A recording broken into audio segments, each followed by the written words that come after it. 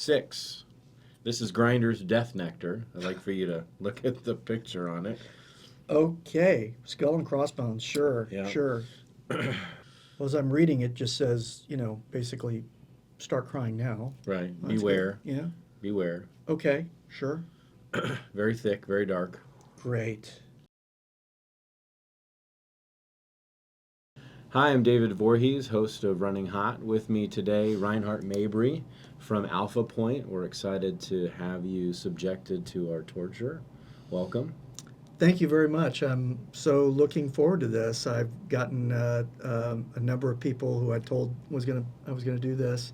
Um, we're looking forward to seeing the video and laughing maniacally. So let's get started. For everyone watching, the drill is 5 sauces are for you. The 6th one is for me because I get to watch how you react to 335,000 Scoville units. To give you some context, Tabasco is somewhere in the hundreds. Well, that sounds great. Good, good. So why don't we get started? If you want to grab that first one, Okay. I believe this is the Bravado Spice Company Creamy Jalapeno and Herb. Okay. It starts off good. I like the flavor profile, but we'll have you tell everybody what you think, and then Okay. we'll get into questions. So what are we doing? Just pour a little Just bit a on little here? bit on there, just a little dab. Okay. You're more than welcome to use whichever. Okay. The only suggestions I will give Uh-huh. you are, and these won't matter too much, but once you start eating, don't touch your face unless Sure. you have a napkin with you. Don't try to avoid it touching your lips. And then I would not swallow immediately before chewing, because if it hits the back of your throat and the spice gets there, it's not a pretty thing. So, Okay. all right, so here we go. The first one. I find these 3 to be really, really strong. So we're getting you ready. You're Strong getting me right flavor. out the big. Okay. Strong flavor, not All strong right. spice.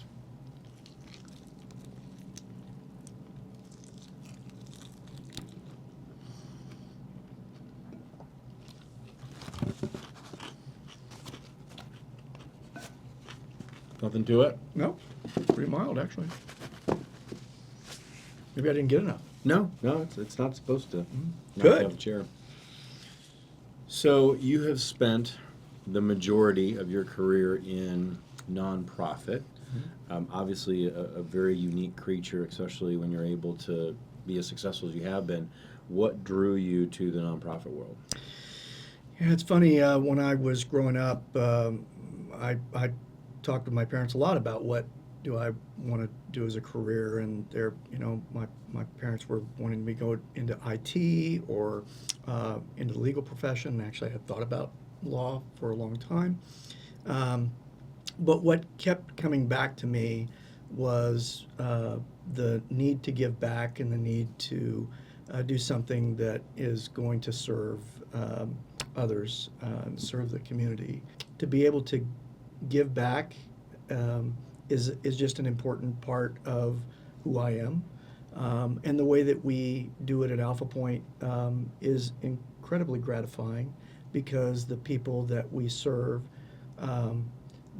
also want to contribute and make it better, not only to provide for themselves and for their family, but they feel an enormous sense of accomplishment for being able to do something that helps the country, helps the military, serves the things that we as a nation need. That's where I feel a great connection with them and with the mission of Alphapointe. It makes me very proud to be a part of it. Absolutely.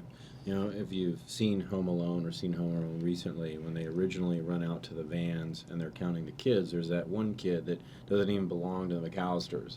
And he keeps asking questions over and over again incessantly to the point where they tune him out. That was me as a child, and I felt that way when I took a tour of Alphapointe. I was so amazed with all the different things that the organization does, and then really moved by the people that were doing it. Everybody spoke positively about what they got to do, their contribution, how it led up to a larger contribution, and just all the different ways that people were coping with overcoming different things that they had to in their life to be able to be a highly skilled professional. So honestly, you could have taken me around that place for a couple more hours and I would have still asked questions. I don't remember the gentleman's name, but he was working on boxes and he was putting in, I think, bottle caps. Mm-hmm. And it was phenomenal to me that he had overcome that obstacle and that he was so skilled at what he was doing. And you could tell he liked what he was doing. Absolutely. So Romy Hall is a perfect story about overcoming adversity. So and is one of the people that I love to introduce people to. So Romy lost his eyesight in a fight in which his assailant stabbed him in the face, and he lost his eyesight instantaneously.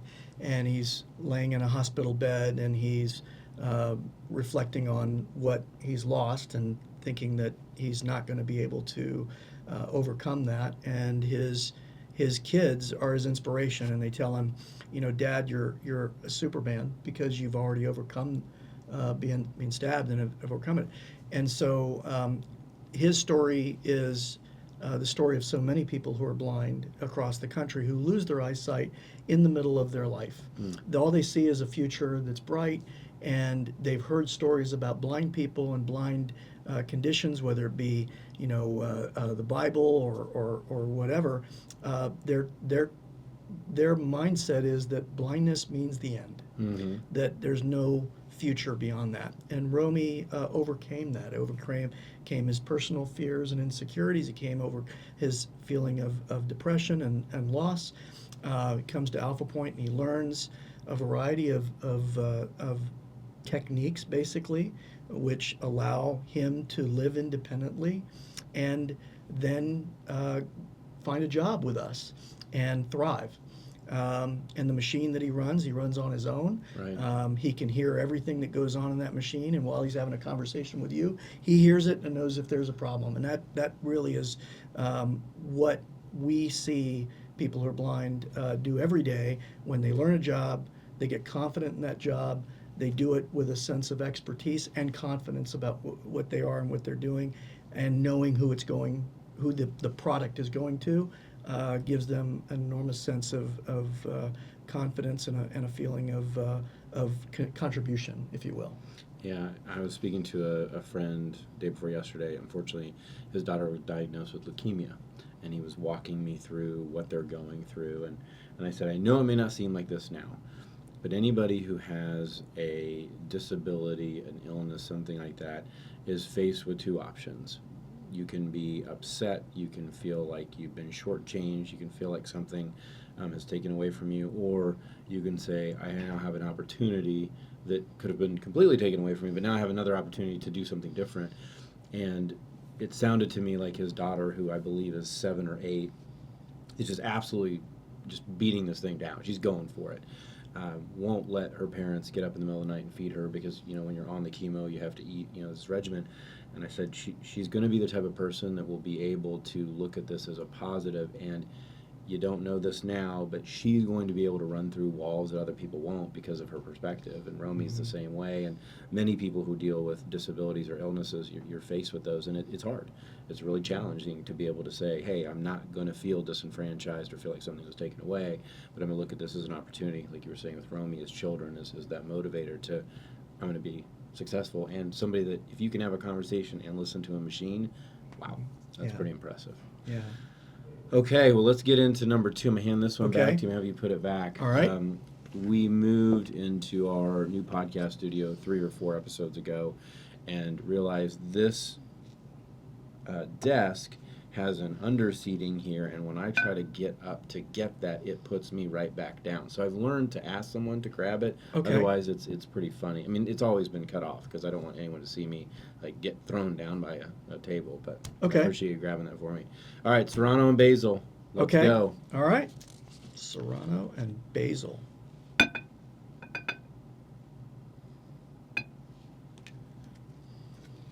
you, sir. All right.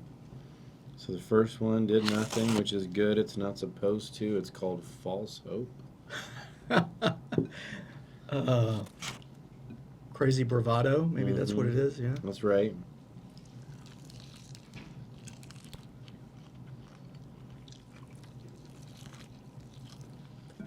I find that these all have a lot of vinegar in them, but they're very good if you like spice, breakfast, eggs, things like that. Um, Morgan, I didn't tell you this, but Marie Sharps makes a line of hot sauces, and I ordered their hottest of hot, and I had it on breakfast the other day.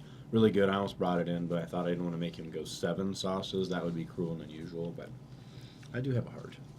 Thank you. You're I welcome. appreciate that. It's nice of you to say that. That was good. Good, Yeah. good. So you were talking a little bit about it before, about what you wanted to do with your career. You're talking about, like, listen, I don't want to necessarily serve to investors. I want to have a purpose. And one of the things that I think I've been most impressed with is your ability to support both being a business person and somebody who is running a nonprofit, because those two things often don't collide in the same sentence. So how have you learned to say, okay, I am running a business, it is a nonprofit, it serves others. How do you serve both of those two demands? Yeah, so that's so I think that Alphapointe is unique in that so many nonprofits are on what I call the hamster wheel. They're delivering program services to the community, and they need the community to give them donations, whether it be grants, whether it be foundations, whether it be individual gifts, events. But they depend almost exclusively on the community for their earnings to be able to then deliver services to the community. And our model is one that was derived over many years, and we certainly are not the only ones that do it. But we recognized early on that to really be sustainable, we couldn't depend solely upon the community's giving, because things happen. The organization was founded in 1911, but you had a war, and you had the Great Depression, and you needed to be able to generate revenue, income, margin, if you will, to be able to deliver services to the community, whether or not the giving community is strong or not. And so I grew up in this field, in the nonprofit sector, with that in mind. And my success, if you will, to whatever degree it has been, is really built on that understanding and necessity of having a sustainable model. So we generate revenue, we generate profits. We are a contractor to the U.S. government, to New York State, to the private sector, and we have to, as a result, be effective. We have to be efficient. We have to deliver exceptional results. We have to be customer-minded, and I think that a lot of nonprofits do that. I don't want to disparage any different mission than ours, but that muscle memory for us, I think, makes us unique. And to the extent that have had success in that and have brought together great people together to be able to deliver those types of outcomes, is something I'm proud of. Alphapointe provides employment to close to 400 people, 200 of which are blind, doing everything from call center work to manufacturing plastic bottles for our veterans, and a whole bunch of things in between. And we're grateful for the opportunity to be able to do that, for our customers to be able to Right. give us that opportunity, but also for the employment that it creates and sustains for the people that we serve. I think fashion is in there too. I saw a pretty nice, was it couture coat or whatever it? Yeah. So one of the neat things that we've done in recent years is we have diversified who we are. So we acquired another nonprofit in 2020. It's a subsidiary called Rightfully Sown, and that organization employs immigrants. I think 60% have refugee status, and they have a history of being in fashion space, as well as just sewing for industrial needs. And so the coat that you saw was a entrepreneur that wanted that organization to sew some specialized coats for her, and that was a very interesting project. It was a beautiful, beautiful coat.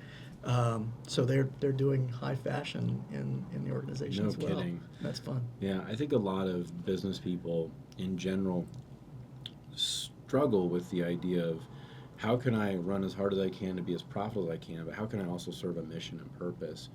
And I've found that you don't have to choose. One can drive you for sure. I wake up in the morning because I want to change the way healthcare is consumed in America. But we are a for-profit business and we need to make money, and there's nothing wrong with that. I think it goes to be how you make money. And so I think it's a really good lesson for people to hear that somebody who has a mission that drives them internally, but also is building a nonprofit business to serve others. But you have to be focused on your P&L. You have to be focused on your balance sheet. And you do have revenue considerations that are as equally important as the mission that you serve. Yeah. And you do a great job in your own right. And I think knowing what your North Star is has been great. Been wonderful to get to know you and see how you focus your organization and its overall mission. You've done a great job. And I think that the parallel with Alphapointe and what we do is we do have that North Star. Everything that we do is service driven, is mission driven. From the rehabilitation services that we deliver to people who've recently lost their vision, clinical services to people that are experiencing a major change in their vision and are perhaps on a pathway to being legally blind, to people who are blind and need to build the muscle memory to be independent and then have a job and provide for themselves, provide for their families, and feel a sense of belonging in the larger community. And I think that's to me where the connection between the business community and what Alphapointe does really intersect and interlock. We learn a lot from business. It's why we got to know each other was Right. through a round table, because I'm constantly looking for ways to be better and to use the tools that you have at your disposal for the betterment of our organization and for our mission. Yeah, I think that is a distinction of a high-performing leader, CEO, that even though you've amassed a tremendous amount of skill, accolades, I mean, nobody would ever look at you and say you haven't reached a pinnacle of success, but you're still trying to learn. Like every day, you're trying to listen to other people, learn, you're inquisitive. And I think as a younger professional, at times you think when you reach that role, the learning stops. You reach that pinnacle, that's it. No, the truly special ones continue to educate themselves and realize they may be an expert in this much, but there's so much more that they can learn from. Yeah, everybody who I've ever met that's been successful say that they are continuous learners, and I would say that to anybody who's listening to this is that take the time to continue to learn. Every day there's something new that I get that I can bring back to the organization and help us be better. Yeah, absolutely. All right, you want to get to sauce 3? Yeah, absolutely. Okay, so crimson hot sauce. I didn't know that color was a flavor. We didn't plan it, but my primary school, the one that I didn't choose to be an antagonist, is the University of Kansas. Thank you. And today, reason I'm wearing my Kansas sweatshirt, we have a big game. Uh-huh. But KU is crimson and blue, so I like to joke that Right. this is the KU sauce. Okay. This is the last one that doesn't get you. Okay. So enjoy it.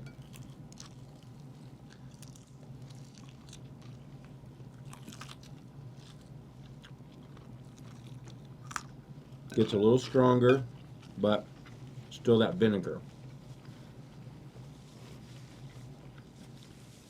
Yeah, that's good. I like that. Yeah. It's got just enough of a zing to Mm-hmm. keep you going, but Yeah. nothing to make you quit yet. That side. That one's, again, it's Okay. towards my reach. Yeah, I see the ones that are over there that you're just kind of giggling about. That's right. That's right. Huh. So you mentioned working with the United States government. and I think that that is quite unique in some of the services that you do provide. How did that start, and what are you doing for them, as much as you can speak to it? Yeah, so Alpha Point has served veterans and their families really since the earliest days of the organization when it was founded. So you think about, the First World War. We had widows that we were serving in a home for blind women.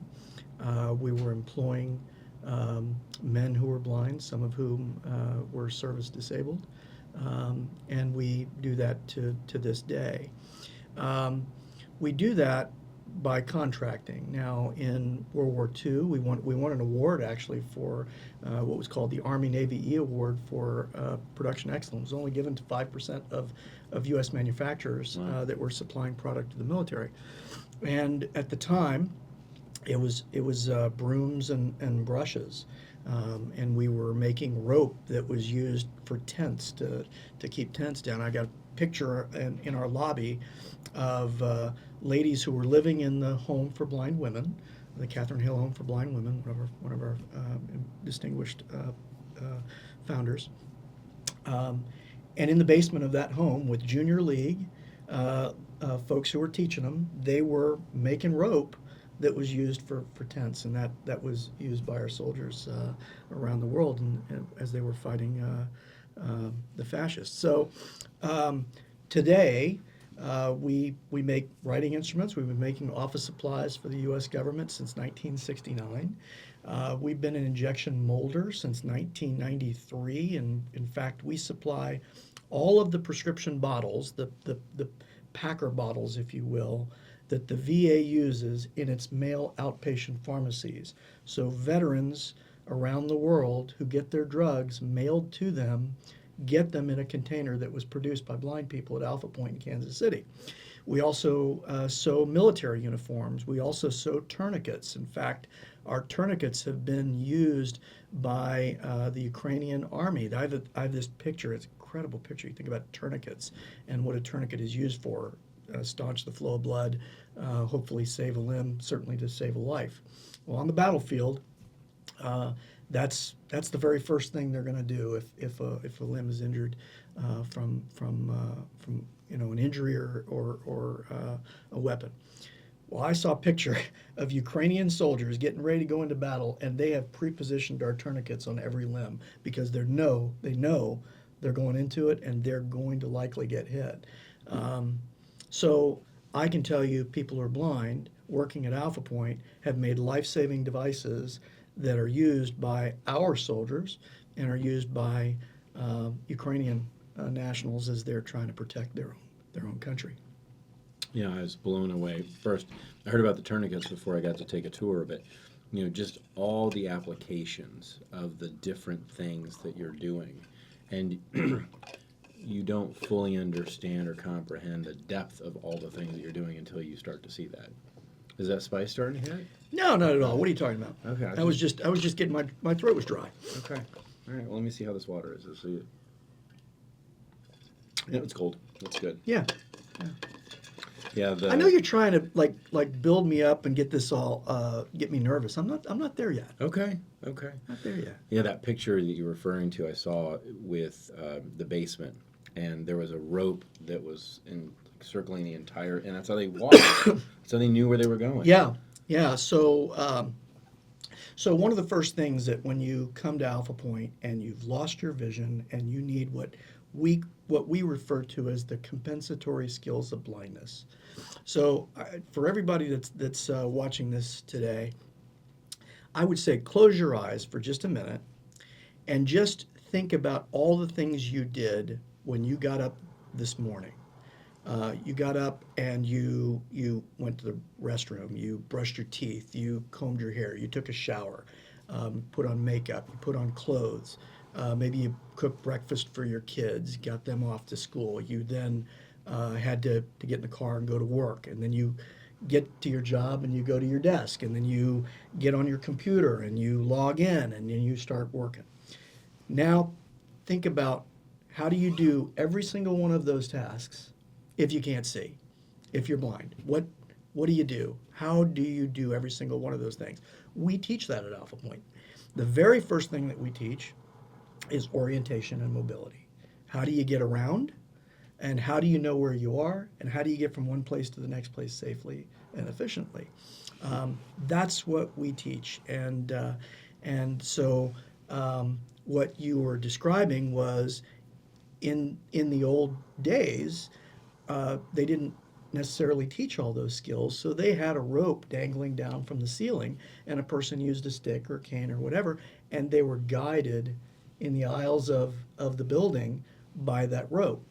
Um, and obviously we teach different skills now so that the person doesn't have to depend upon that rope, but they're able to navigate a space regardless of what that space does, whatever, different kinds of floor surfaces, whether it be, carpet, whether it be tile, whether it be uneven, we can help that person navigate that space safely and get to where they need to go. I also found it interesting that your lobby was designed to teach different ways of walking, like your tile is angled in a certain way to show between going from tile to carpet, or there were things across, if I remember correctly, like on the wall that would teach them where to stop and where to go. I mean, and that was very intentional in the design of your building.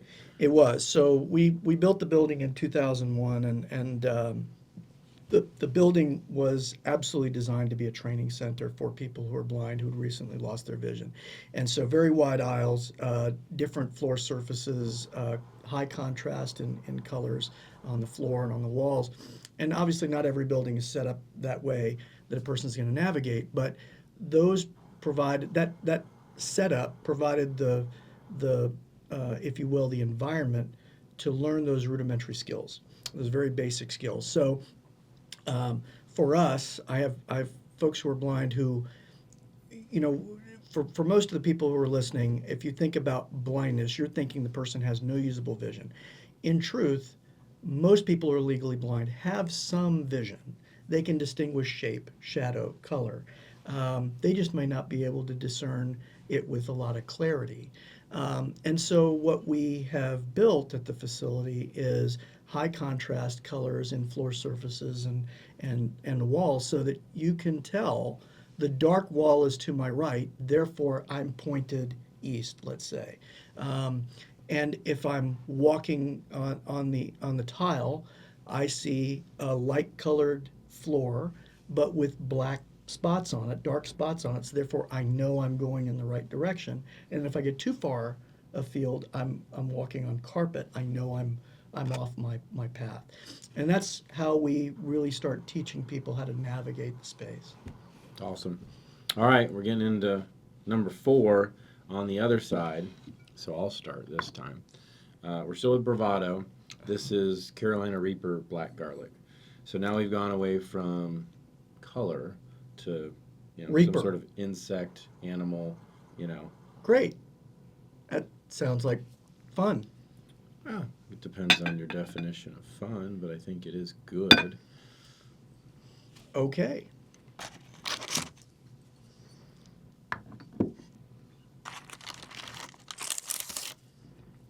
Let's see, we're up here. I'm gonna cheat.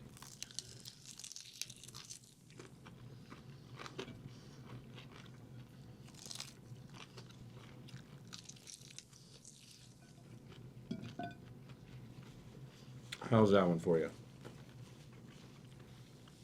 That's got a good flavor. Yeah. I like that. So, being in the nonprofit world obviously creates its own challenges, but there are business challenges that probably every operator, owner, CEO, head of, a business line deals with. But, when you think of overcoming obstacles, maybe talk about some of the challenges that you face, how you look at them, and then how do you overcome them? Oh gosh, that's a big question, and it's complex. So, this is going to sound incredibly mundane, but part of it is having really smart people around me, hiring really talented people that are smarter than me, that really can come up with solutions and solve problems. One that has been particularly important for us, and one that we've been been working on very hard over the last couple of years is this change to telework within the U.S. government, and that migration to telework was obviously accelerated in the pandemic. Well, in telework, you're using a computer as an employee. You're not writing stuff down. You're not using forms. You're doing things through DocuSign and such. And so the consumption of office supplies has changed dramatically within the federal workforce. And that's had an enormous impact on our volume of business of office supplies and writing instruments that we've been making since the 1960s.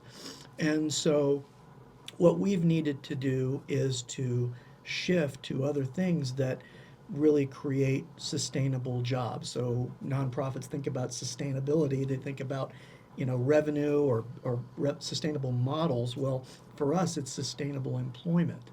And so we have been working aggressively to shift to other areas of business, things that the government needs, things that the U.S. government needs. So military clothing, the tourniquets was certainly a big part of that. And when I talk about hiring, yeah, it has got me. When I think about bringing in really talented people that are smarter than me, veterans who have served honorably in the U.S. military have brought enormous knowledge and experience to us. So we have this gentleman who's a Green Beret combat medic who has great experience, knowledge, and know-how, and really brought a solution and a number of solutions which we've patented, which we've introduced to the government, and the military is using those products. So sold a million tourniquets already in the time that we've been developing and providing them. We have a splint that is collapsible, and it fits in a first aid kit that every soldier carries, and now they're able to splint if they get injured. And we have a variety of other products that are on the horizon that are intended to do that. That development of those products are intended to create jobs that will displace or that will take the place of ones that have been declining through telework. That is one example. I could probably go through 10 of all the different ways that our organization is stronger by the talented people that we have. So that's my Yeah. easy answer. That's not mundane. That's another thing. We're getting into some of these leadership lessons, but the idea of hiring people that are smarter than you in different areas are so critical, and it's hard for a lot of people to recognize that you're not in competition anymore. What you're trying to do is build a stronger, better, faster organization, and you do that through acquiring people who have skill sets that if you spent your entire month trying to figure it out, you're just never going to get it. But that doesn't make you weaker. It doesn't threaten you. It actually makes you stronger because you've, just like lifelong learning, you've created something now that you didn't have before. Yeah, that's a big part of who Alphapointe is. It really is its people, and I say that with humility. I have a title, but I'm not who makes us run. It's every employee from the person at the front desk who is our the very first person that people see, Right. and oftentimes is the person that's dealing with someone who's going through a traumatic experience. And what is that first interaction going to be? Is it empathetic? Is it understanding? And are they giving them comfort that they can overcome where they are, so that they'll come in and receive services? To the person that is running equipment that I could never run myself, all the way to people who provide therapy and treatment that have incredible skills and knowledge and understanding of what that person is going through that's sitting across from them, and gives them confidence. Yeah. So that they can do great things. And you recently had a national award winner on your staff, I think? We did. So Terry was our Employee of the Year. She's absolutely delightful person. She lights up a room.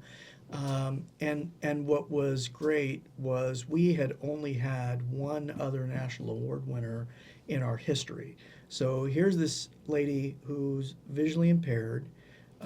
She lost her eyesight progressively, and she told this story of having to give up her car and give up her sense of independence, and she was really in a pretty low spot. She comes to Alphapointe, and we very quickly discover that she has this incredibly vibrant, magnetic personality and a personal experience. We put her in HR.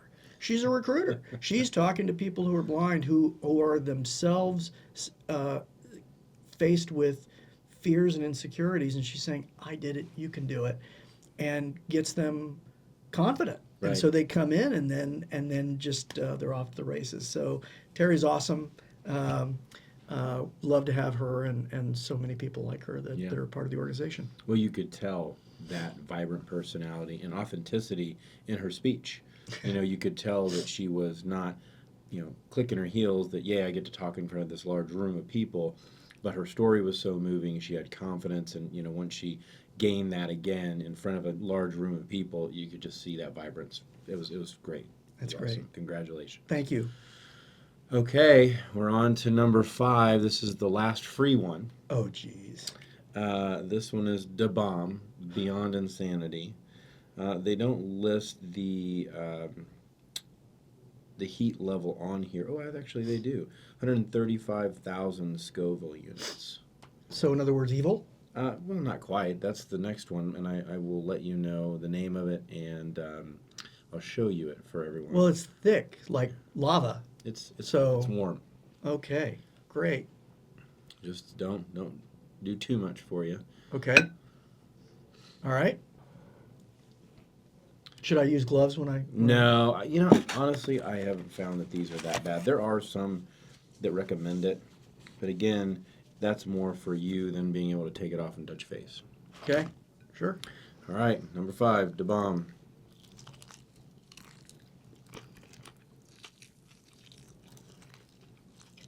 This goes to more smoke. Mm-hmm. And what I would imagine heat tasting like. Yeah, this has a distinct taste of napalm. Yeah, that's great. It is definitely. It's kind of a wave of It gets heat. you. It comes at you. It gets you. Sometimes I have the mistake of not eating enough lunch so that I'm very hungry, so I'm sitting here going, can I ask a question and I'll answer fast so I can get to the next wing? Right. So in that case, I'm just going to have another wing. Uh-huh. I know. Because you're just hungry. I am very hungry. I Okay. like this. Sure. You should definitely eat more hot food. Mm-hmm. Yeah, this is. That's. I don't even know if I want to do that, but I've been doing it with the others. You have. So I want to just. It is. It's definitely a different level of hot than the other ones so far. But it's. Yeah, it's just. It's mostly just hot. Right. I'm not tasting a lot of like Flavor? Right. Like the other ones, you could taste jalapeno or basil. This is mostly just napalm. Yeah, it's pleasant. So we switched this one in, not just for you, but Oh, thanks. we did it a few episodes ago. What we find is, so the next one is very, very hot, no question. But because you did this, we made this one easier. The stair step from 5 to 6 used to be much greater. So now 5 is really the...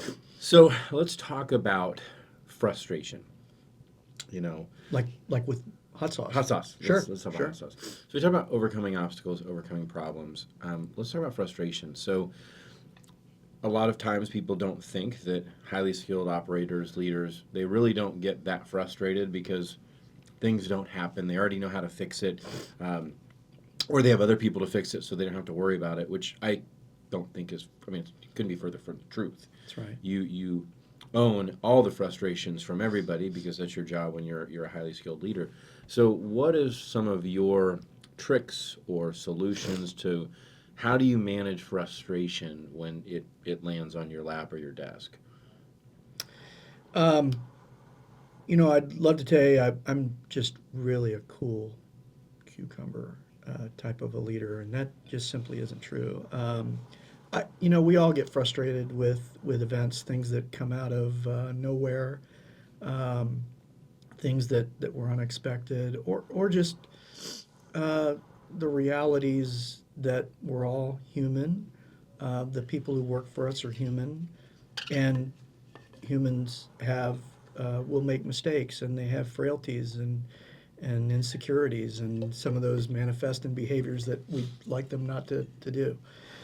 Um, so one is the very first thing for me is I think that um, you're going to have frustration when you care and when you have a sense of ownership in the organization, and that really, I think, maybe is where I start. Is I care deeply about the organization and our mission and what we're trying to accomplish, and I care about our people, and that both causes me stress, but also is a grounding.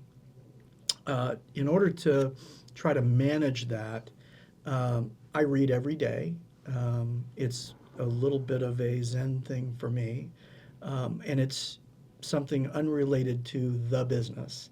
It might be for fun. I love the Lee Child books, the Jack Reacher books, and the Tom Clancy books, and the ones that have taken over those characters since he passed away. And those are fun, and they get my head out of the business. Or I'll read a business book just about learning, or I'll read about psychology or something. So that's part of it.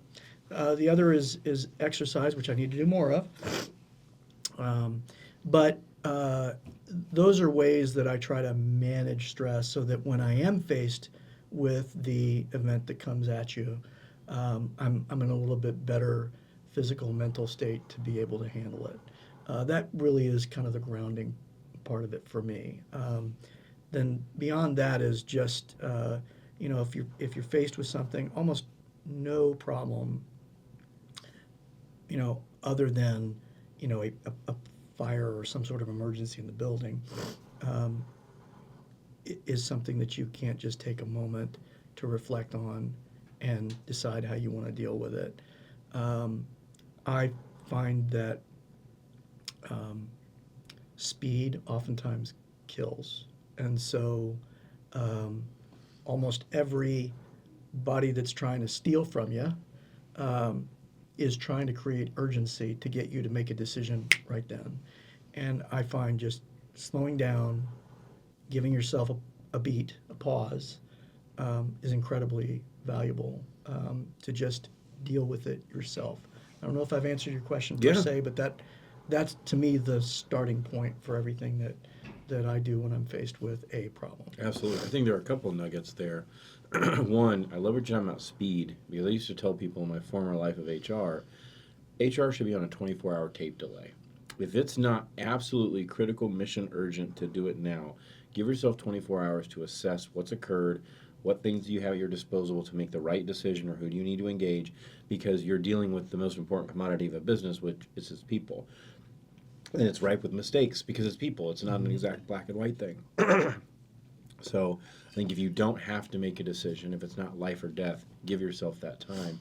I've never waited 24 hours and ever been disappointed with the outcome. I would tell you more than 90% of the time, I've been presented with something where I'm going, "Whew, I'm sure glad I didn't react because I would have reacted incorrectly." So I love that. But what you said, something that I had never heard before, and I really like it, was frustration comes when you care.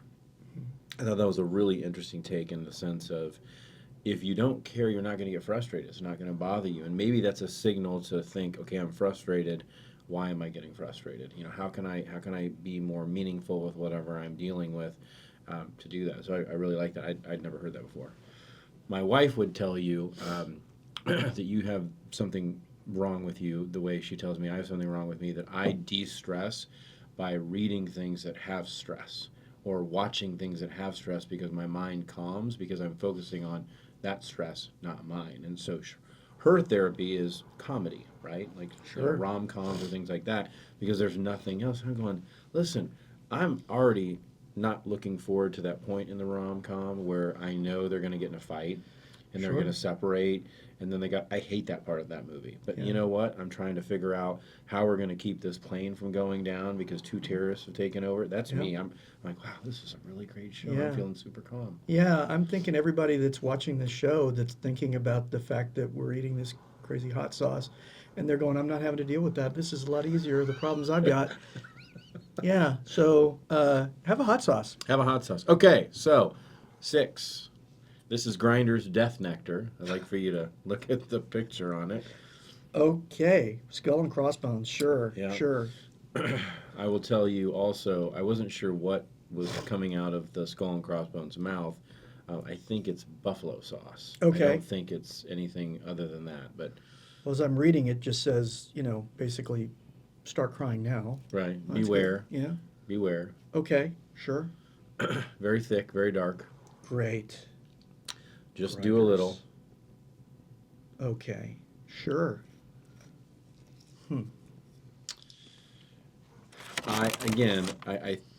You tell me. I guess you don't do this often. I don't think the stair step from 4 to 5 is the same from 5 to 6, but you tell me. Okay.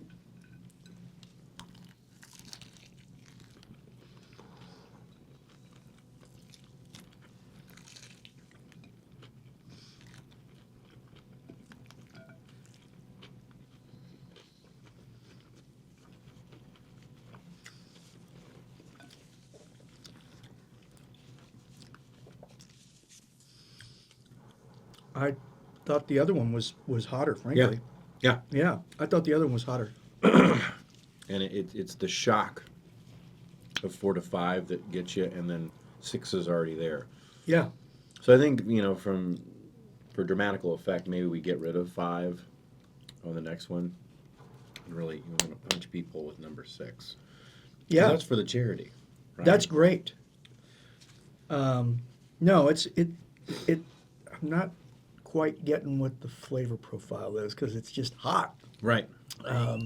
But I'm thinking the skull chewing buffalo sauce. It's mean. Yeah. Yeah. So So maybe I don't know, lava. lava. There you go. Sure, maybe, the flavor you know, of lava. When you watch a show about the 1971 Chevelle driving all the way across the country, I'm thinking the taste of the tailpipe after it's finished that drive. Yeah, probably. So I'm going to assume you're doing this for Alphapointe. 100%. Okay. So as we said before, Alphapointe provides employment, rehabilitation, and training services for people who are blind, and every dollar that we collect from the community, a donated dollar, is used to really deliver more services to the population that we serve. It allows us to scholarship people for rehabilitation programs. We have youth camps in the summer, so kids who are blind come to our camps and are learning those skills that we described so that they can be able to go to school and go to school. The hot sauce is getting me. Navigate the school and be able to stay and compete against their sighted peers in school. And then, of course, delivering services to seniors. So every dollar that we get, and thank you very much, allows us to be able to deliver those services and extend our reach to serve more. So thank you very much for giving us the opportunity to do that and to serve people. We serve close to 4,000 people a year, every year, from all walks of life and all age groups. And this is an important part of being able to allow us to do that. Yeah, absolutely. Our pleasure. So, question 6. Uh-oh. So I start to look through these, and sometimes I've asked 2, depending on the guest. That's one that nobody knows. Don't like any of those. if you also ever wonder why I do this, it's because the heat's building. Uh-huh. So you're Sure. just sitting there. Well, while you're doing that, I'm going to tell you that Alphapointe has two events that it does year round in which we're trying to raise more money. And one of them is on February 21, and it's at the Rieger, and it's Boots and Pearls. Mhm. It is our wine and whiskey tasting event. It's essentially a great cocktail party at the Rieger, which is a wonderful property. If you've never been there, Kansas City, you need to go.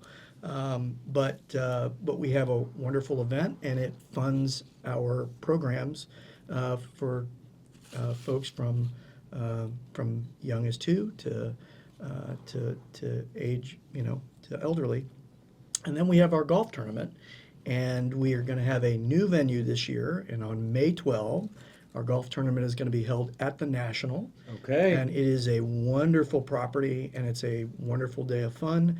And all of the proceeds from that event fund exclusively our youth programs. And we serve close to 500 kids a year who are blind or visually impaired. And we've had kids from as far away as Puerto Rico and Washington State come to Kansas City in order to attend our program. So we're happy to do that. So mark your calendars for that. We'd love to have you involved with us. And if you can't attend, we do have prizes and things that you can even get online. So we'd love to have you involved. May 12th, huh? May 12th is the golf tournament, and February 21 is the Boots and Pearls. The libations were delicious at your last golf tournament, so I'm looking forward to that. I'll let Dennis know. He'll be excited. Okay, Excellent. I got the questions. Uh-oh. What's one thing that people are generally surprised to find out about you? Oh, gosh. Well, I guess that I was adopted and I was born in Vienna, Austria, and that I spoke German before I spoke English. And then now that I have no recollection of any German at all, which, when I went to Austria, I go through customs and border enforcement for them. So my wife goes through and they ask her a ton of questions and they're not quite sure about her. And they see me and they go, "Oh, you were born in Vienna, Austria. That's wonderful. Do you remember any German?" I went, "No," and they just looked completely deflated coming through. So yeah. I listen, personally, I will tell you, I was quite a cornet player back in the day. And actually, I played 5 different instruments, and I can't read music anymore. So it doesn't surprise me that you can't speak the language. Once you stop doing something, you forget it, and it's a little embarrassing because it's something that is such a great skill. You just put it down and you look at it. And, sorry, I can't. That's it. Absolutely. My good friend from high school, Toby Leonard. His father was in the military, so they moved around when he was younger, and one of those stations was Germany, and he had this phrase that he could say in German that had something to do with an apple, and I wish I could repeat it, because every time he said it, it made me laugh. So I'm not even going to try it. I can hear it in my head. I can't hear the pronunciation, but then I can hear the word apple. So Okay. all right, last one. This is an easy one, but I'm interested. If your life had a theme song, what would it be? If my life had a theme song, It could be your walk-up song if you don't want to get that deep. Like, what song speaks to Reinhard? Gosh. I was at our holiday party the other few weeks ago, and my assistant Deborah asked me, she said, "What's your favorite song?" And at the moment, it was Shabuzi. Yeah. So, gosh, I don't know At that the bar getting tipsy? Yeah, that was it at the time. I don't know if that really should be my theme song, but it was at the time. That's what I've been hearing lately. Did you know Shabuzi was a rapper before he was in country? Yeah, I he's actually didn't. pretty good. I didn't, and I started to look at his music. Like, wow, okay, this is quite the contrast from some pretty strong rap to Absolutely. at the bar getting tipsy with jean jacket and country boot. That's right, but it works. It's All pretty right. good. Well, you made it. You made it through the gauntlet. 6 Thank you. sauces. I'm still feeling it. Well, yes, yes. But you had a little bit of sweat starting to beat up here. That's gone. So Uh-huh. I think you handled it pretty well. Well, thank you very much. I Loved having you appreciate here. it. Thank Thank you. you. Everybody, thank you for watching. I'm David Voorhees. This is another episode of Running Hot, where we get to have our guests here enjoying 6 questions, 6 sauces. Thanks, everybody.